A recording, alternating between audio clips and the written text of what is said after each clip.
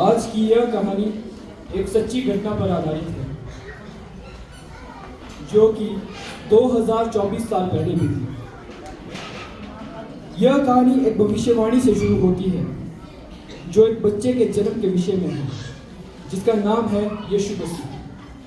यीशु मसीह का जन्म इस प्रकार से हुआ कि जब उसकी माता मरियम की मंगनी यूसुफ के साथ हो गई, तो उनके इकट्ठा होने से पहले ही पवित्र आत्मा की ओर से वह गर्भवती पाई गई। अतः उसका पति यूसुफ, जो धर्मी था और उसे बदनाम नहीं करना चाहता था, उसे चुप कर त्याग देने का विचार किया। मरियम प्रार्थना कर ही रही थी, तभी उसे स्वर्गदूत के दर्शन हुए। आनंद और जय तेरी हो, जिस पर परमेश्वर का अनुग्रह हुआ है, प्रभु तेरे साथ है। यह सुनकर मरियम घबरा गई और सोच में पड़ गई कि यह कैसा अभिवादन है। फिर स्वर्गदूत ने कहा, हे मरियम, तू मत डर, क्योंकि परमेश्वर का अनुग्रह तुझ पर हुआ है। देख, तू गर्भवती होगी, तेरा एक पुत्र उत्पन्न होगा और तू उसका नाम यीशु रखना, और वह महान होगा और परमप्रधान का पुत्र होगा। पर ये कैसे होगा? मेरी तो अभी तक शादी भी नहीं हुई। पवित्र आत्मा तुझ पर उतरेगा, इसलिए जो पवित्र है और जो उत्पन्न होने वाला है, वह परमेश्वर का पुत्र कहलाएगा। मैं परमेश्वर पर विश्वास करती हूँ, मुझे तेरे वचन के अनुसार हो। यह कहकर स्वर्गदूत वहां से चला गया और मरियम खुशी के साथ यह बात जोसेफ को बताने के लिए जाती है। मुझे ये बात जोसेफ को बतानी होगी, मुझे जाना होगा। तब बड़ा ही जोसेफ एक परियोजना पर कड़ी मेहनत कर रहा था। तभी उसकी मंगेतर मरियम उससे मिलने आती है और उससे कहती है, जोसेफ, कुछ अद्भुत हुआ है। क्या बात है मरियम, तुम यहाँ पे कैसे? परमेश्वर का एक दूत मेरे पास आया और उसने मुझसे कहा कि मुझे एक बच्चा होने वाला है। मैं ये कैसे कहूँ, मुझे नहीं पता।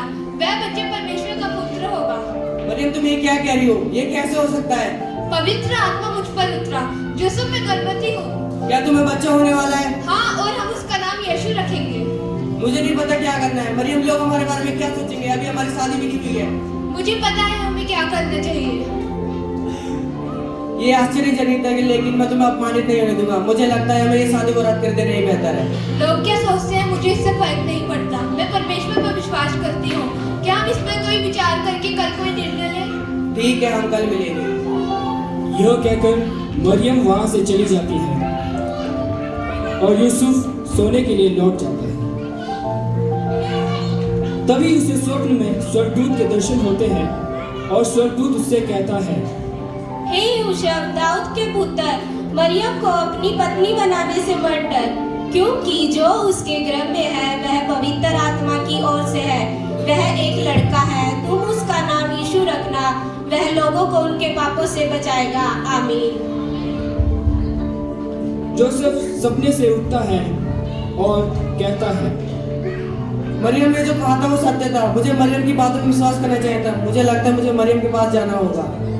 फिर वो मरियम के पास जाता है। मरियम, मैं गलत था। मुझे तुम्हारी बातों पर विश्वास करना चाहिए था। मुझे लगता है हमें शादी कर लेनी चाहिए। फिर वो दोनों वहां से चले जाते हैं। उन दिनों रोमन सम्राट सीजर ऑगस्टस की ओर से एक आदेश जारी हुआ, जिसमें कहा गया था कि दुनिया के हर एक व्यक्ति को अपने गृह नगर में पंजी होना चाहिए। यूसुफ और मरियम नासरत छोड़कर दाऊद के शहर बैतलहम को चले गए, परमेश्वर से आज्ञा पाकर। मरियम ने यूसुफ से बोला, यूसुफ, वक्त आ गया है। मुझे लगता है बच्चा जल्द ही आने वाला है। अगर ऐसा है तो तुम यहीं बैठो, मैं जाके हमारे लिए एक सराय ढूंढ के आता हूँ। यूसुफ सराय की ओर निकल पड़ा।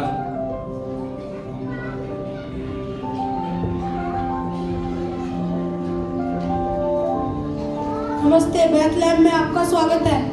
हम बहुत दूर से आए हैं। हमें एक कमरे की जरूरत है। मेरी पत्नी का नाम मरियम है, वो गर्भवती है। वो एक बच्चे को जन्म देने वाले हैं। क्या आप हमें रहने के लिए एक जगह दे सकते हैं? मुझे खेद है, मेरे पास कोई कमरा खाली नहीं है।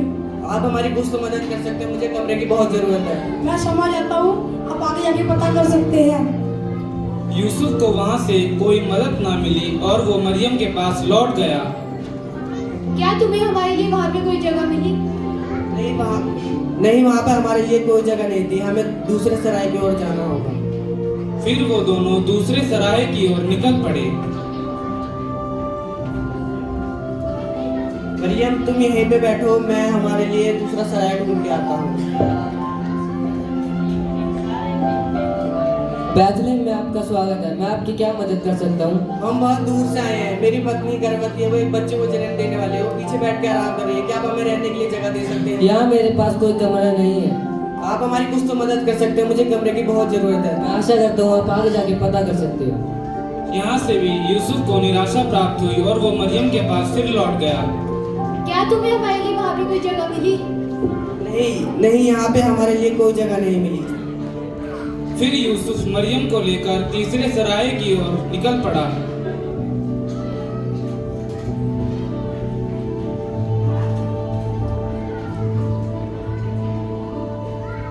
मैं आपकी क्या मदद कर सकता हूँ? हम बहुत दूर से आए हैं, ये मेरी पत्नी है, इसका नाम मरियम है, ये गर्भवती है। क्या आप हमें रहने के लिए जगह दे सकते हैं? मुझे खेद है, यहाँ आपके लिए कोई जगह नहीं है। आप हमारी कुछ तो मदद कर सकते हैं, मुझे कमरे की बहुत जरूरत है। आप हमारे लिए कुछ तो कर सकते हैं। चलो मैं सोच के बताता हूँ।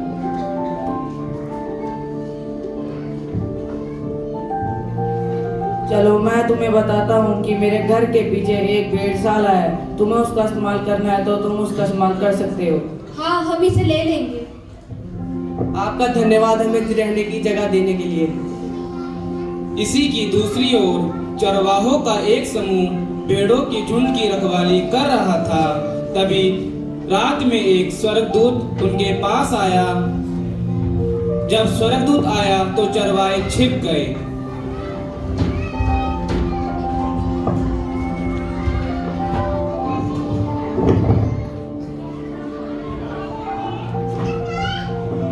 डरो मत, मैं तुम्हारे लिए पूरी दुनिया के लिए खुशी की खुशखबरी लेकर आया हूँ। आज के दिन बैतलहम में एक उद्धारकर्ता पैदा हुआ है, वह मसीह प्रभु है। आप उस बच्चे को चन्नी में लिपटा हुआ, कपड़े में लिपटा हुआ और चन्नी में लेटा हुआ पाओगे।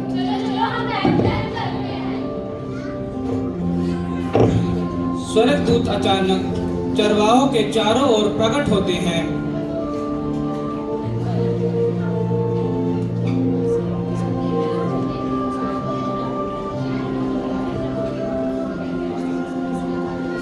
सभी स्वर्गदूत स्वच्छ परमेश्वर की महिमा और पृथ्वी पर उसके लोगों को शांति मिले।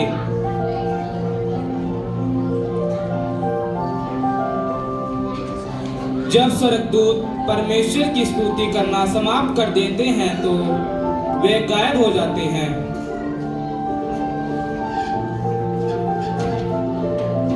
उसी की दूसरी ओर चरवाहे बैतलहम पहुंचते हैं।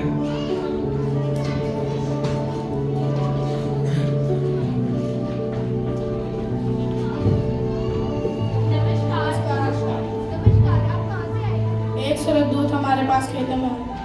बल्कि एक स्वर्गदूत नहीं, बल्कि कई स्वर्गदूत परमेश्वर की महिमा गा रहे थे।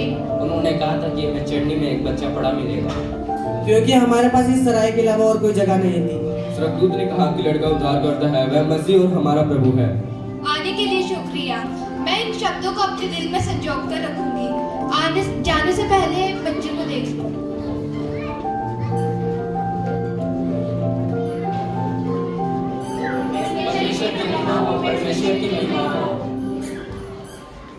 चरवाहे वहां से चले जाते हैं और मरियम और यूसुफ को बच्चे को खुशी से देखते हैं।